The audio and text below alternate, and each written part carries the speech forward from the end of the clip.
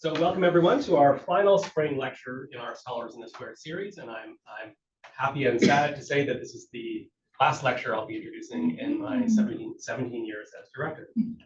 So I'm sure it's going to be brilliant, and I'll go out with a sweet taste in my ears. Today our speaker, Dr. Françoise Keating, will provide a 20-minute presentation of some of her recent research, and then Dr. Brian Pollock, an associate fellow of the CSRS, a scholar of art history, and one of our esteemed donors, will engage in a 20-minute conversation with Françoise. After that, I will lightly moderate a 20-minute conversation with people in the room and whoever's joining us on Zoom. Our speaker for today is Dr. Françoise Keating, who has been a graduate student fellow at the CSRS and is now an associate fellow. Françoise completed her PhD in art history and visual studies here at UVic in 2022, where she worked on the court of King René d'Anjou, who was also the key figure in her talk today. Prior to her PhD, she completed an MA at UVic, also in art history, but this time on the allegory of love as it appears in early modern tapestry. She's also a former winner of the Brian Pollock and Heather Lindstedt Graduate Student Fellowship at the CSRS, and so it's wonderful that Brian is here to serve as her interlocutor and that Heather is here in the audience. Her work explores the emergence of new social models designed to respond to dramatic political upheavals in Renaissance and late medieval Europe. And speaking of dramatic moments in history that demand a creative response, before I turn the room over to Françoise, I want to acknowledge and respect the Lekwungen, Songhees, and Esquimalt peoples on whose traditional territory the university stands, and the Lekwungen and the Salish peoples whose historical relationships with the land continue to this day. Please join me in welcoming Françoise Keating, Scholars in the Square.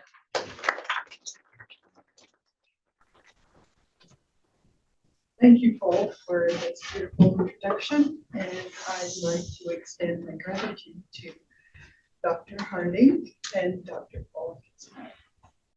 So, Artful Dealings, the noble vision of René d'Anjou. René d'Anjou was a member of a younger branch of the Valois royal dynasty. Described as a truly pious man with a broad religious culture, his understanding of Christian spirituality uniquely accommodated regional devotions and practices. Of all the saints that we see here, on this picture, presenting René and his second wife, Jeanne, Mary Magdalene, St. Maurice, and St. Nicholas represent these particular specificities. And on the map, we can see how spread out the state was.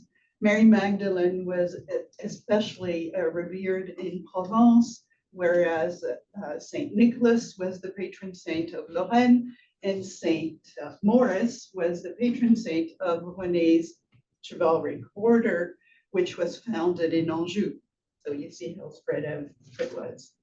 Similarly, René's artistic patronage and library attest to what is described as, and I quote, original religious conceptions, displaying a surprising receptiveness of other cultures that hints at a sociopolitical model that might still be relevant today.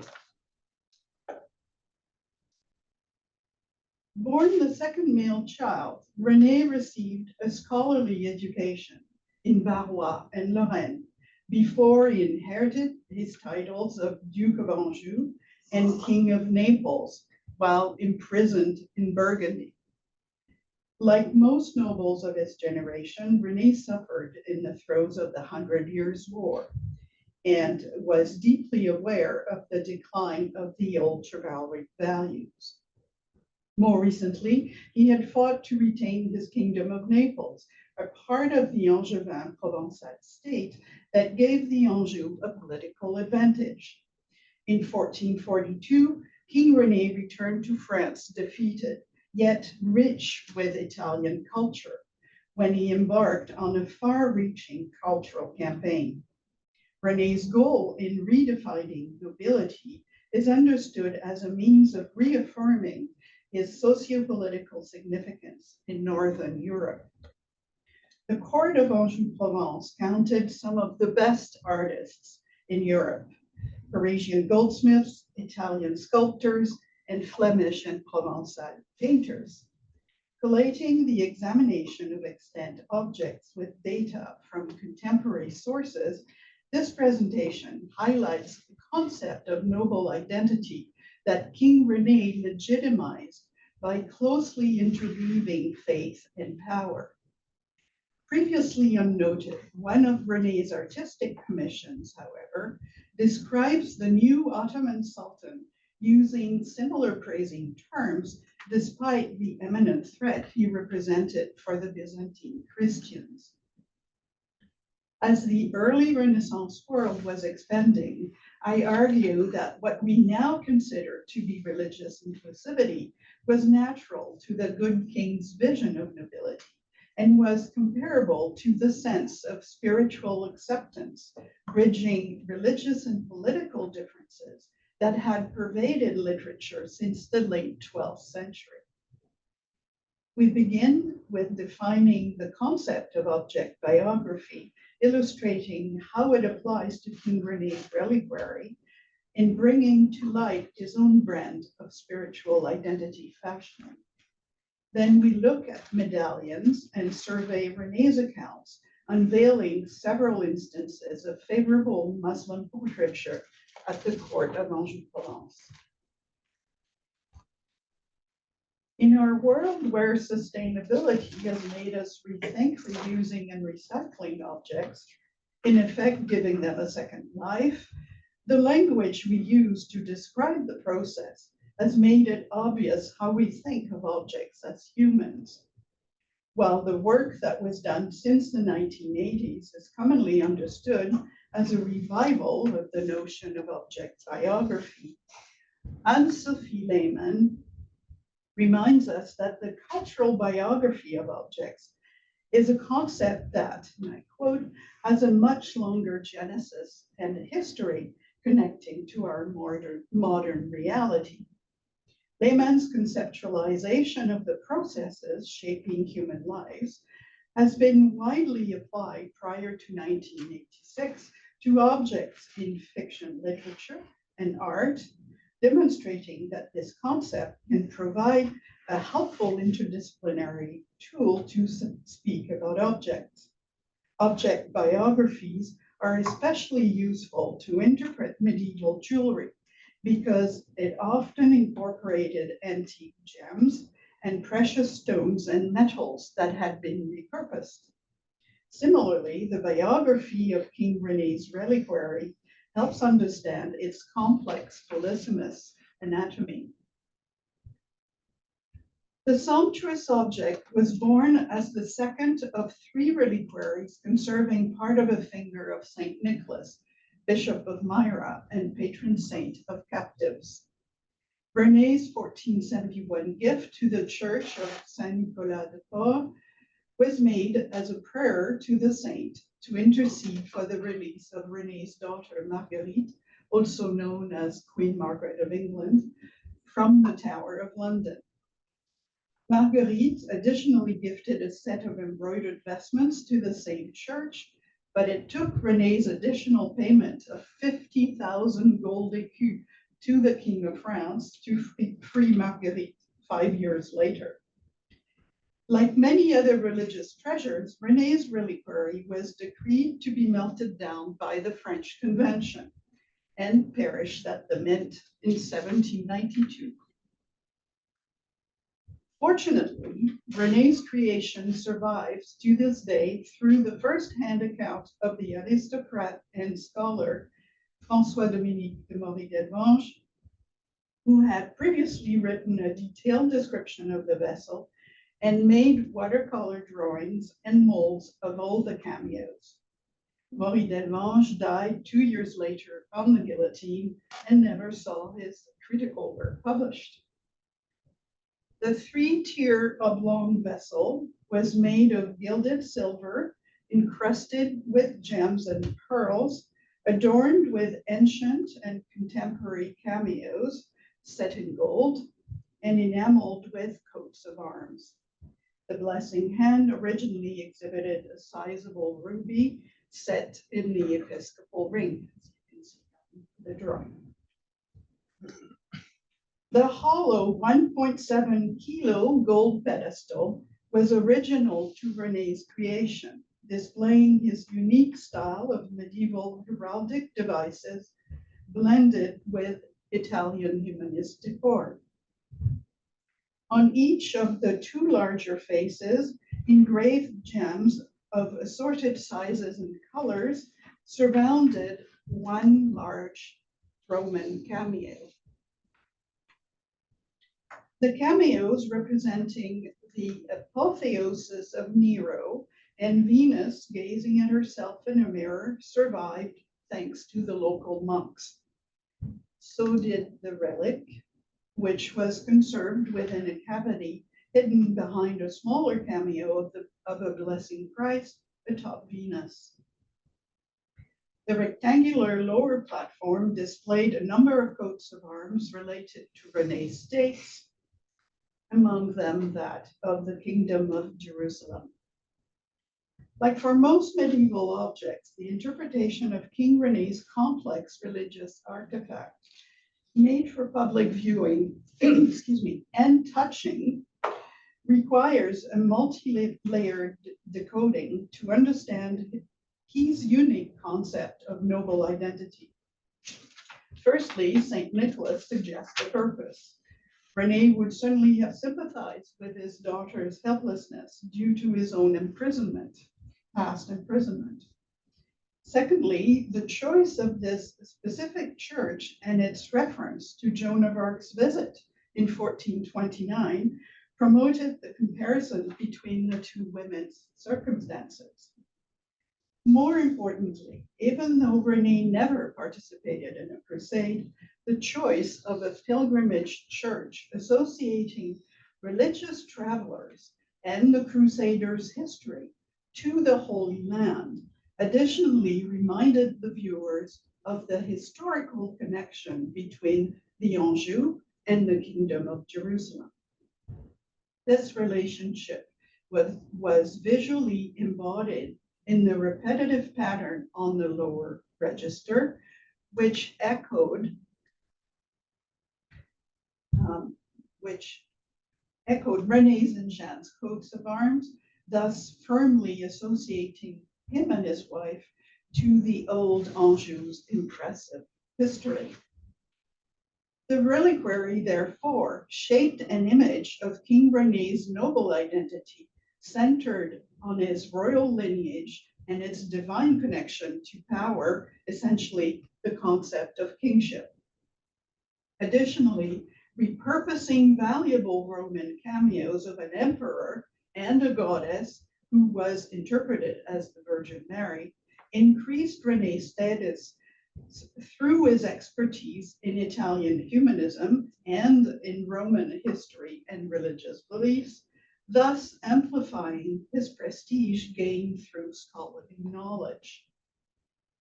Now that we acquired a better sense of King René's creative capacity, we turn to extant secular objects, the examination of which brings to light a great prince and great emir, and René's receptiveness to Islam.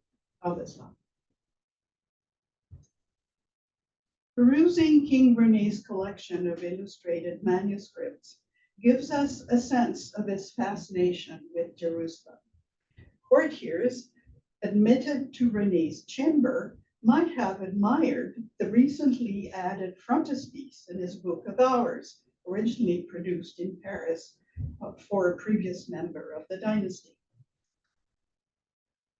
Facing the heraldic portrait of René, Barthélemy Dick's striking miniature of Jerusalem might be the first surviving topographical view of the city produced in the Western world.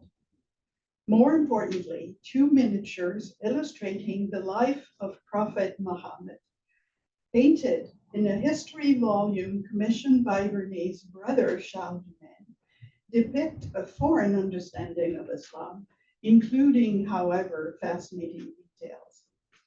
Whether René could read Arabic or not, his library counted 24 books written in the language, which contrasts with a complete absence of such books in the much larger contemporary Burgundian library. This openness towards Muslim culture, René's books undoubtedly suggest, is not trivial. Indeed, it is supported by further surviving objects.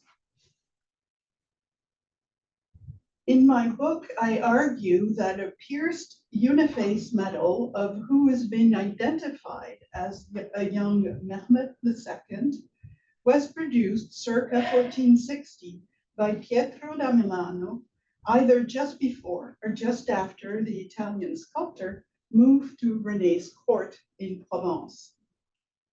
Pietro gained his reputation as a master working on Alfonso V's triumphal arch at Castel Nuovo in Naples, prior to becoming King René's court sculptor. The inscription circling the unconventional left profile of the Ottoman ruler echoes Pietro's 1462 side-by-side portrait of René and Jeanne. Both Latin texts legitimize the sitters through references to their respective lineage and faith.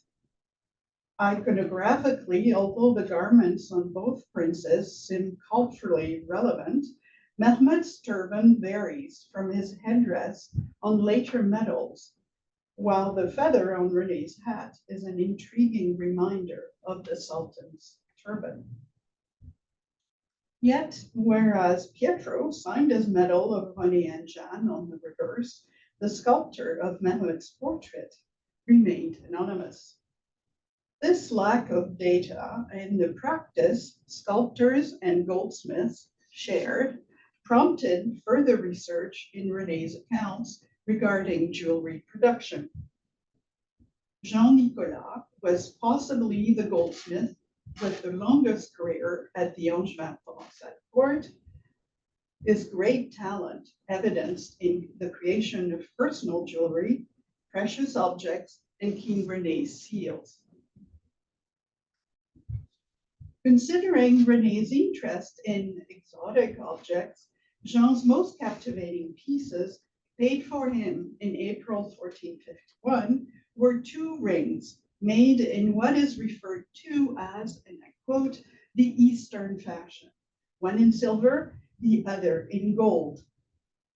In the silver ring, Arabic text was carved and enameled with niello, a black mixture of sulfur, copper, silver, and lead to inlaid metals, a technique described as, and I quote, the Arab fashion. On the second ring, Jean set René's large balass ruby, underneath which he also carved letters in Arabic, and what is said to be, and I quote, the coat of arms of the Sultan, similarly enameled in black. The ring's iconography expressly recalls that of the reliquary, namely precious stone and metal, with an enameled heraldic device and Mediterranean cultural overtones. While the iconography of the gold ring underscores King René's close mentoring of court artists, it undoubtedly demonstrates his astute knowledge of Mediterranean geopolitics. Created within a month or two of Sultan Mehmed's second rise to power at 19, this ring illustrates René's command of international relationships and, in this instance, his openness to Muslim culture. The addition of René's own large ruby suggests that the ring was probably created for him, its public display securing an immense prestige among nobles. Furthermore, these rings' iconography corroborates René's later commission of Pietro's medal of Sultan Mehmed. Whereas the medal emphasizes a knowledge of Muslim culture and Islam without providing the likeness of the sitter, the later medalists who had seen Mehmed's offer, I contend that the timely creation of King René's gold ring upholds his commission of the medal, while both objects clearly illustrate his style of identity fashioning. Yet, far from noticing the prince's political and spiritual differences, read together, they establish a favorable comparison between the old Christian knight and the young Muslim conqueror, suggesting the model of nobility they share was based on their lineage and its divine attribution of power, ensuring their legitimacy, despite Mehmed's threat to Eastern Christianity and his eventual conquest of Byzantium. While René's commendation of the Sultan might surprise us, it reveals the good king's reverence for chivalry and kingship, which extended to foreign rulers. Further, religious and lay literature of the late 12th to 14th century shows that the original Orientalist ideologies of the Crusaders had shifted with the geopolitical situation in the Near East that ended with the Ottoman capture of Constantinople. King René's ring and medal honoring Sultan Mehmed are, in my view, the material embodiment of this significant literary corpus, which depicted Muslims as better practitioners of their faith. In conclusion, during King René's cultural campaign that began in the 1440s, his court artists produced a number of precious objects, the lives of which we can piece together through written sources and/or examination of surviving objects. Their polysemous decor and purpose convey René's unique religiosity, visually and textually articulated through layers of metaphors that would have been easily understood by late medieval viewers. This presentation has demonstrated that the good king's vision of nobility intrinsically relied on kingship and its direct connection to God, a concept inclusive of foreign rulers. René's nobility as a core human value connecting people is therefore understood as a space erasing alterity, revealing a sociopolitical model that might inspire more creative ways of understanding others in future conversations. While the young Ottoman Sultan's diversified interest in Italian culture is said to have been, and I quote, a triumph of princely humanism, on the other side of the Mediterranean, King René's focus on the values they shared portrayed them as noble knights, both in their own style, heralding the renewal and exchange of ideas that characterized the Renaissance. Thank you.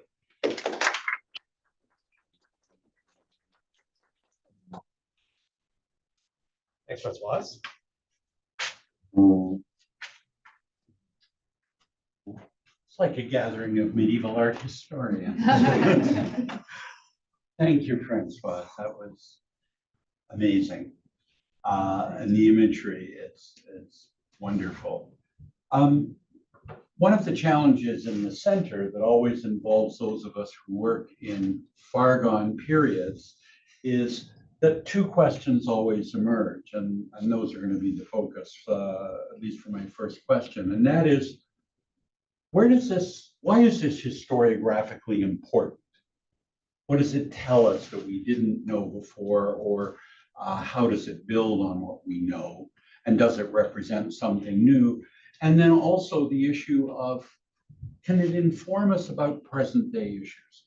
So my first question is, why do you think your study is significant at this particular time? And how do you think it contributes to our understanding of how the Islamic East was viewed by the West in early modern Europe? And does this have any relevance to the present day? Mm-hmm. Yeah, that's a big question. I think that our view of the medieval perception of the medieval West perception of the East should be much more nuanced than what we commonly think. Literature shows that, literature and chronicles show that the reason why the First Crusade was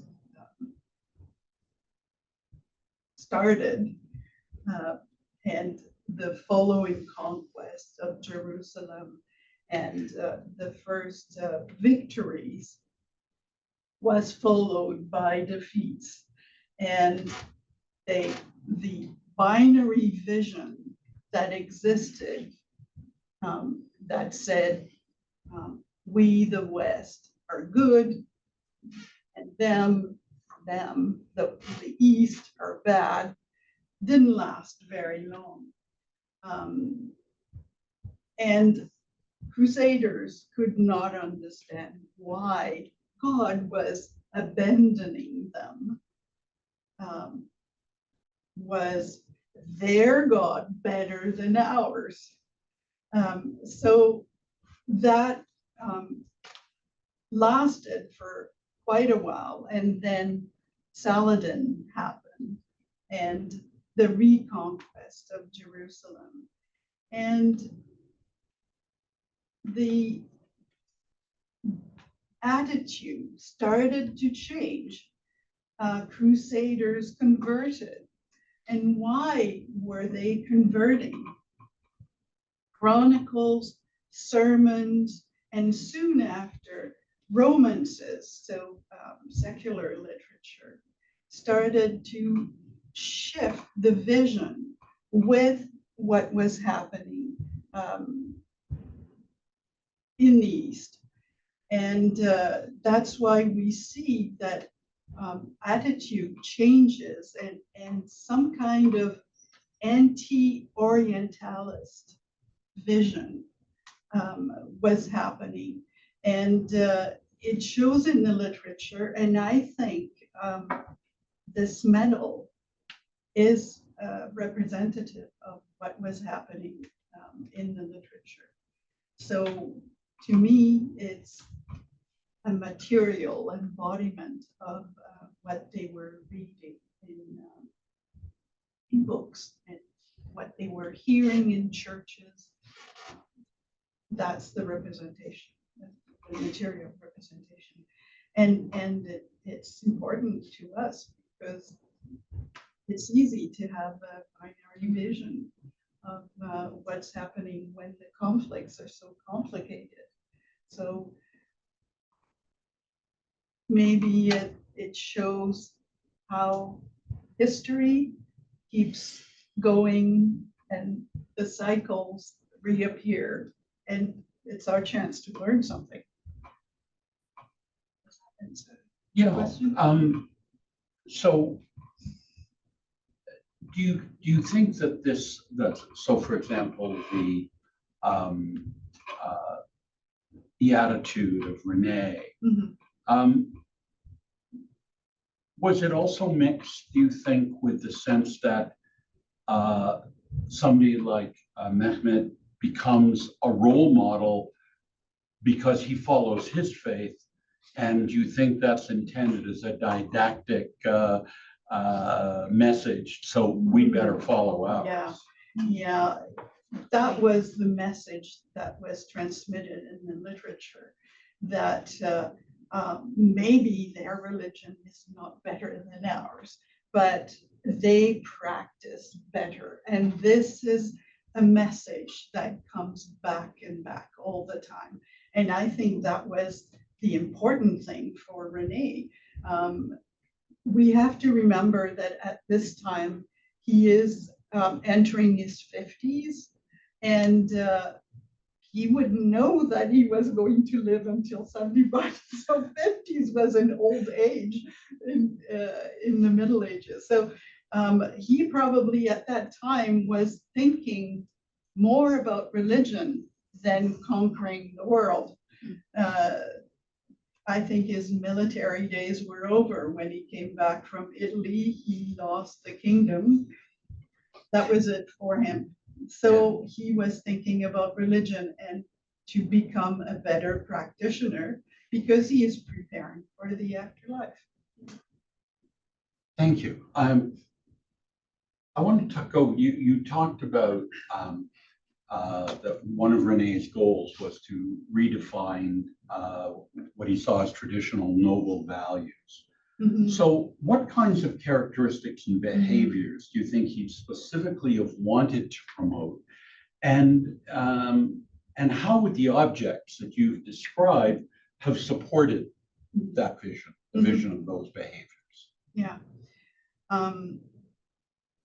We have to remember that when René was born, the 100 Years' War had been going on for at least 2 generations already. His father and his grandfather was embroiled in that. And all along his life, he was too. So, and he saw, and his father, terrible battles where the nobles of France were dying. So the values that I'm talking about are the old values, being honor, glory, blood before anything else, the lineage, justice. All this, they had those values. They believed in those values, and they lost the battles. They kept losing. So what was going on? So he is trying to redefine, and maybe redefine might not be the best term. Maybe he is trying to reaffirm the same values, trying to say that although they lost quite a few battles, those values are still at the core of nobility. And he is a high aristocrat. He is from the royal dynasty. So he's not talking to servants in his court. He is really talking to people who belong to the aristocracy. And so the objects, how do you think that the objects embody those values? It's also what's written on the medals. It refers to the lineage, the first most important value. And the lineage, being a king, he believes that he gets his power directly from God. And that's the concept of kingship. So it's a privilege. He has a direct connection. And writing about his lineage and his faith, it's asserting that concept. So that concept of kingship then, is that for him what legitimizes Mehmed, for example? Yeah, same thing. René was preferred the Franciscans, like his mother and the royal court. So he was aware of the travel accounts of William of Rubruck, who had encountered the Mongol emperors. And in his accounts, he does describe the rulers, foreign rulers, possessing the same concept of kingship. So faith was not whatever faith, the concept was the same. So it extended to foreign rulers. And I think Mehmed is a good example of that. That's how he sees him, just the same way as William saw the Great Khan. So they are comparable. And if you had asked René, what are the behaviors, what are the ideal behaviors that define a king that makes him worthy of God's, essentially anointing him? What would some of those behaviors have been? Behaving with honor and glory. That's how, in my mind, that's how I see him. He all his life he's been crippled with this big ransom that he had to pay at the beginning of his military career, but it didn't stop him from appearing as the richest guy around. A crippling debt was like a chronic at the court, and yeah, so honor and glory was the first, but being just with other people, I think it. And if you look at I think the knighthood ceremony, I think those values are upheld during that ceremony, and there's nothing new there really. His concept of nobility, I don't think, is very new. He just wants to reaffirm it because nobility, nobles of the time, a lot of them died in battle. So he wants them to realize that this is still nobility. Those are still the values. So when you look at, so how do you think that René's honoring of Mehmed and his seemingly real interest in Islamic culture served both his religious but also his geopolitical aspirations? There's no evidence that they ever communicated in real life.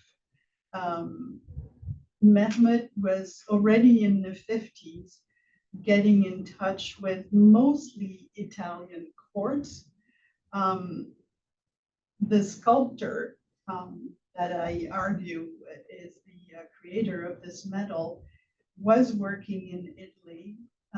The medal might have been made in Italy, but I think it was made at the court of Provence. Can you repeat the question? Yeah, sorry. Well, just that how the honoring of Mehmed, served both his religious aspirations, but also his geopolitical ones. Yeah. Because this is a guy who's lost, he's a perennial loser in terms of battles and lands. I think he admires the youth and the ability to conquer Byzantium, although it was a bit less strong than in the heyday. I think maybe he sees himself in him. The 4 years he was battling in Italy for his kingdom, that's all he was doing. It was a huge military campaign, and that he lost in the end. So maybe, he admires his military prowess. Thank you. At 19. He was 21 when Mehmed conquered Byzantium. He was 21. So maybe he admires that. Religiously, how to express this? Probably he says that if Mehmed was able to conquer Byzantium and access the power of the Ottoman Empire, at such a young age, then his God is on his side, right? So that's probably one reason why he admires him. But geopolitically, in Provence was probably the area that was the most affected by trade with all around countries, all around or spaces all around the Mediterranean. So, and there are a lot of evidence of trading with the Levant, with Constantinople and Italy, of course, and Spain. So I think that's why it's important too. Mehmed is in Turkey now. Well, and your last point, those of you who know me, I always ask the same question, which is, where's the money? What's the role of money? Trade, yeah.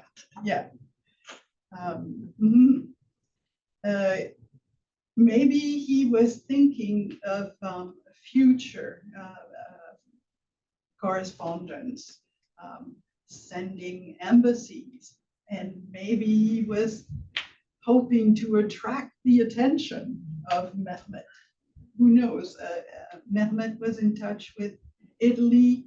René had a lot of, he knew a lot of people in Italy, in Venice, in Genoa, in Milan. So yeah, his bankers were in Italy.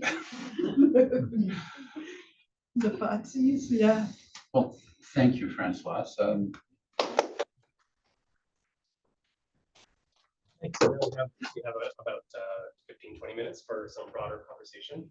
I wonder if I'll just take advantage of my role as chair and perhaps circle back to, I think, what Brian's first question was in some respects, but I'll ask it in a different way. So one of the challenges of a public lecture is trying to take what is extremely granular research and make it sort of accessible to people who don't know anything about any of the people you're talking about. And one of the strategies for doing that is to take people back to that first moment when you were sitting there in class or reading a book or you were in a museum and you thought, you know what we don't know about? This. And I wonder if you could take us back to that moment where you thought this was a core question you needed to kind of devote several years of your life to. Because that helps us articulate or helps you articulate the big picture question I think Brian was addressing. So instead of you articulating it abstractly, articulate it in the context of Françoise. Well, if you will. Yeah, thank you. Well, this medal was what attracted my attention. The 24 books in Arabic in his library, well, sure, we don't know if he ever read them, right? We don't know if he could speak Arabic.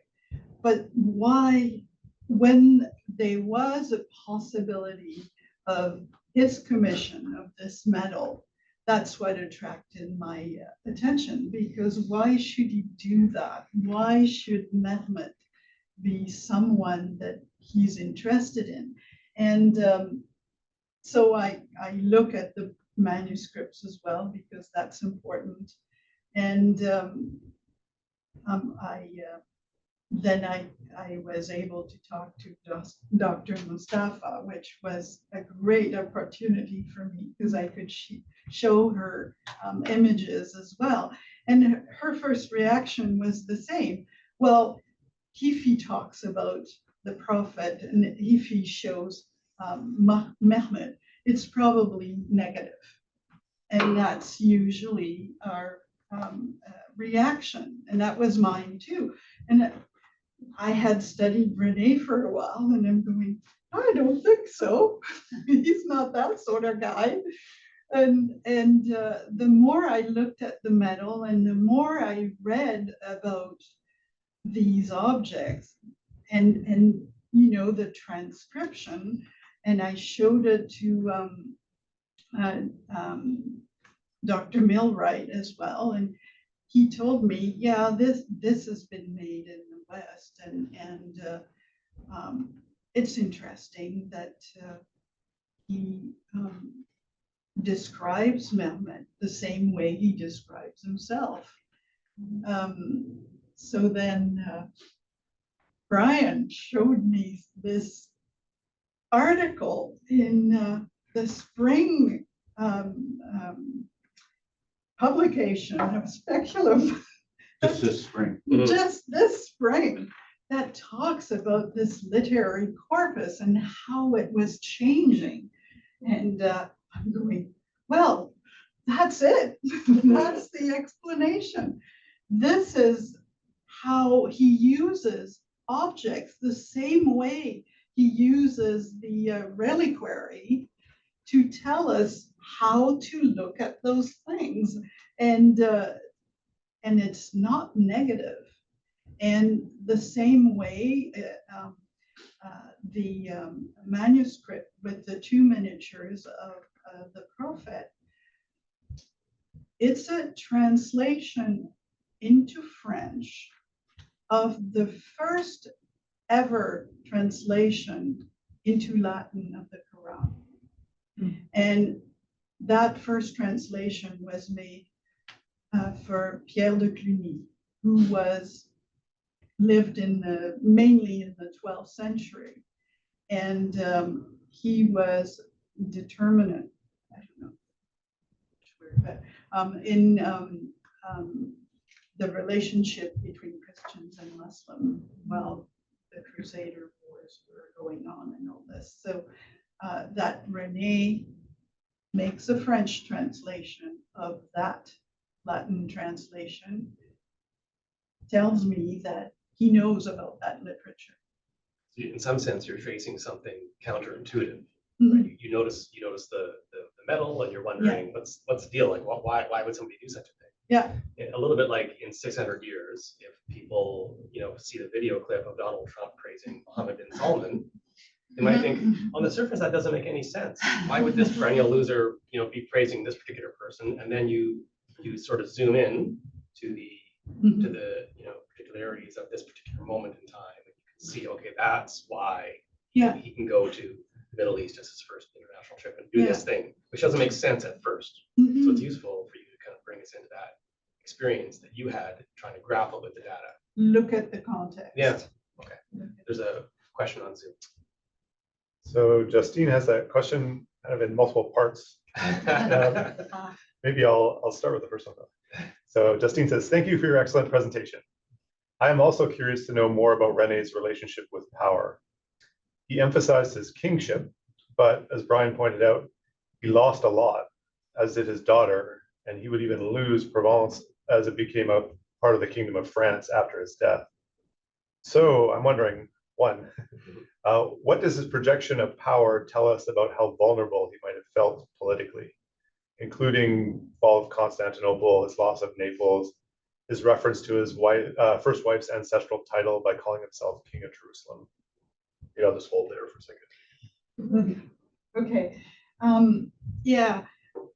Losing the Kingdom of Naples is probably a big problem for him, but he is certain that he is the legitimate king of Naples because of that concept of kingship. He was using the title for the rest of his life because he was certain he was legitimate. So he lost that battle. He lost the land. He lost the possibility of living in Italy away from that King of France that was trying to grab everything. But he was sure that he was legitimate. So although he probably at times felt vulnerable, and that's probably why he needed to reaffirm those values and making sure that people understood what nobility meant to him. Despite all that, he is the king.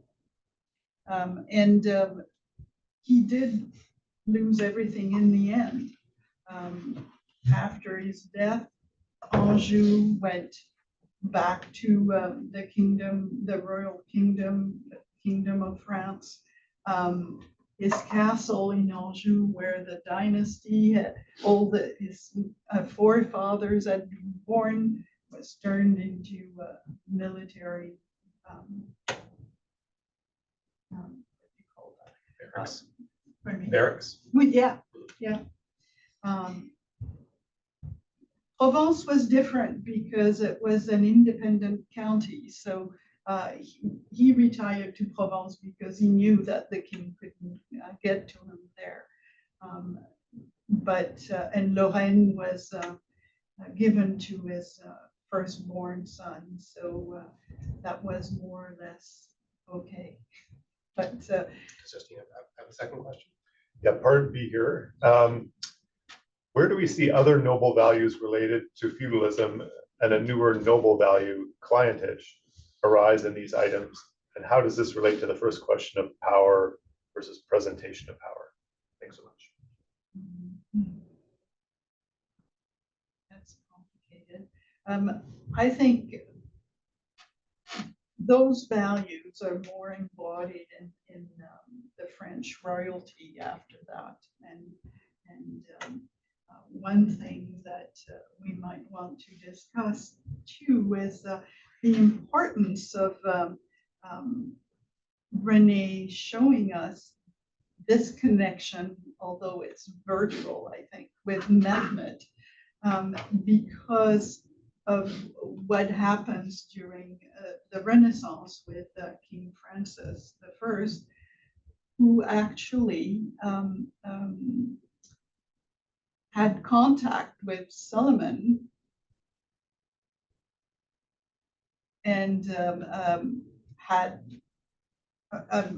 treaties signed with Solomon against the Holy Roman Empire and Charles V Habsburg. So all this was important for the future, and I think that's how René was always looking for the future and trying to establish what he believed in for a future dynasty. Shubham? Oh, you go first. No, you go. I have a stupid question. Can we go back to the quote that you translated on Eastern fashion? And that's your translation of Yeah. it, right? I mean, coming from the background of literature on this idea of geopolitics and his understanding of East and West, I'm curious which phrase you're translating as Eastern fashion over here and Yeah, how René is portraying Eastern there. Help me with that. I think what I'm translating here are the accounts that were written by René's clerk, who might not have known too much about art. What is translation as Eastern fashion is à la façon de Turquie. Right. And they're using Turkey, but they don't mean Turkey as the country we know now. Okay. They mean anything in the East is Turkey for them. Interesting. Okay. Yeah. Are you sure with anything? Because normally this translates very much as Muslim. Right. The culture instead of agency. It does not translate as Chinese or. Oh yeah, I It's agree. Muslim, Yeah, Turkey, because the Turk not the was the far, Muslim. not the far Yes. East. Yeah. Around the Mediterranean, let's say. Yeah. I agree. Yeah. The Muslim Mediterranean. Yeah. So two words. When you worked on your dissertation, René is the consummate cosmopolitan ruler, Yes. despite not having land and a very illustrious, Mhm.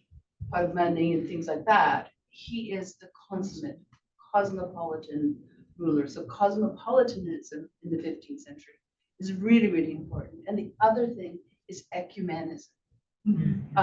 It is what the spirit of what he's living in the 15th century. And I'm thinking of like the Council of Florence, you know, where which is happening in the 40s, and all of that interest in what do we do with this world, which is opening up to us. We can't look to crusading as a failed dream. They recognize that. Crusading becomes something completely different in the 15th century. But the thing that he does offer as a solution is piety, but also, as you said, the knightly nobility, that you can actually aspire to that as a system of value. Yeah, that's exactly it. Yeah. So, you know, Those Those are the cosmopolitan, certainly, pieces that I think are just like, he's just such a unique individual. I think so, yeah. They spoke at least 3 different languages in that court, and fluently. And they could read Latin, he could read Greek, so maybe he could speak Arabic. He had Muslims living at the court because of trading in animals and having slaves coming with those animals, and they were in the court all the time. Definitely cosmopolitan. You know, so is the medal a display of his geopolitical knowledge? Yeah. There's another medal where the reverse is a map of the world, and this map has 4 continents before America. So it tells you this guy is looking forward all the time. Yeah. Thank you, and that was wonderful. Thank you so much. Thank you. Other questions? It's slightly off topic, but I'm interested in St. Nicholas. So what prompted the popularity of St. Nicholas in the Lorraine? Because I think of him more as, you know, the patron saint of sailors and and that's landbound. There's a list of things and people he is the patron saint of. He had been patron saint of Lorraine for a long time. And how this part of the finger of Saint Nicholas arrived in Lorraine is a big mystery. Let's face it, it wasn't his finger. It was there a long time before René thought, aha, let's do something with this. Because when he moved to Lorraine when he was 10 to marry his first wife, who was 20. Wow. So that's quite different. Another thing we don't think about, this could happen in those days, but it did. And that's where he received the incredible scholarly education that he had, and his wife too. And his father-in-law had produced the first reliquary conserving that relic in the same church. And René's second reliquary was, you know, the added pedestal with all of the humanist decoration there. He thought he would make a better one for the relic. But how St. Nicholas arrived, you know, arrived there, I don't know. All right, thank you.